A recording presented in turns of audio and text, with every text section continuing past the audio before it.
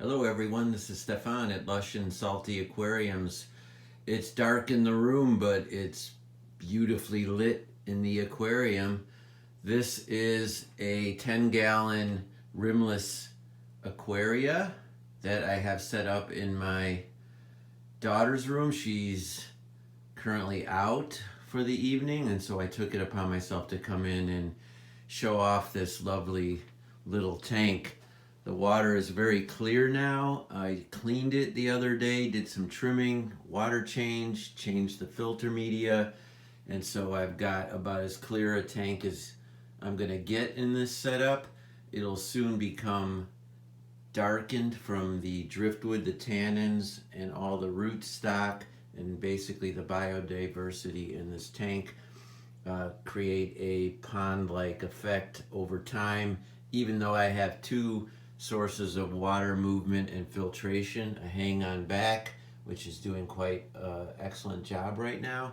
And then over here, to keep from stagnant water occurring, I put in a simple little power head that just blows water. You can see its effect on that Java moss hanging from the driftwood piece there. That piece of driftwood, by the way, is one awesome, beautiful, whole entire piece with tons of little tendrils, which I thought would make an excellent anchor and centerpiece for this tank. It is this tank up top, and I've clipped this considerably. I've got these great sort of plants emerging, and the rootstock has gone all the way up and in. Excuse my reflection, you can't really see the roots, but they're all inside the driftwood. Outside plant life in the tank, the obvious, this is a nubius, not petite, a bigger variety. And you can see it has what they call a rhizome, which is how it grows. And you don't plant it in the ground, you sort of just wedge it into the driftwood or use super glue. But in this case, I had so many nooks and crannies, I didn't have to use any super glue for much of what's in here. These are called Crypt Parva.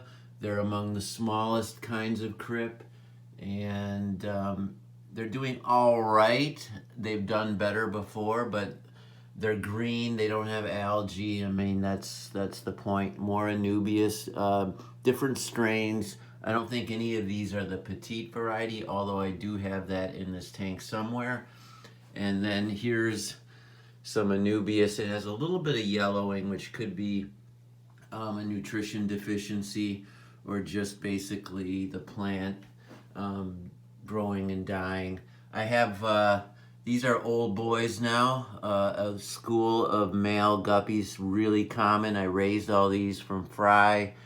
These were like basically dollar fish that people would buy to feed bigger fish, but they were small and nondescript. But when I took care of them, they turned into these beautiful, classic, fancy guppies. They're getting older, so their fins are they're starting to show signs of age, but those are my fish, and I'm gonna let them live here until their dying day.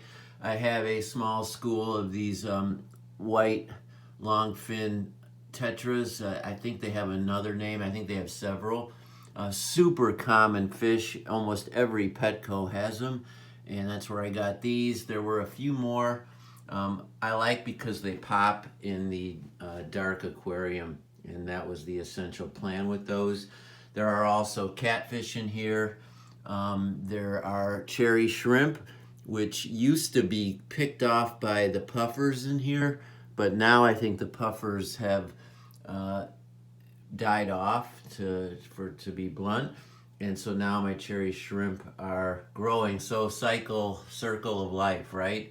Up top, you see the kind of neat effect that topwater plants like this frog bit, some duckweed floating around, and of course the emerged plants coming out and up and over this great piece of driftwood.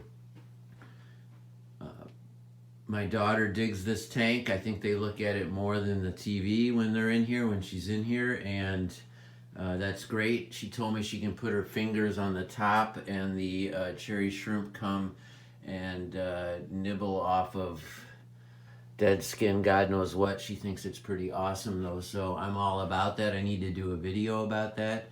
Actually, it's kind of a neat thing, and I haven't seen that on YouTube.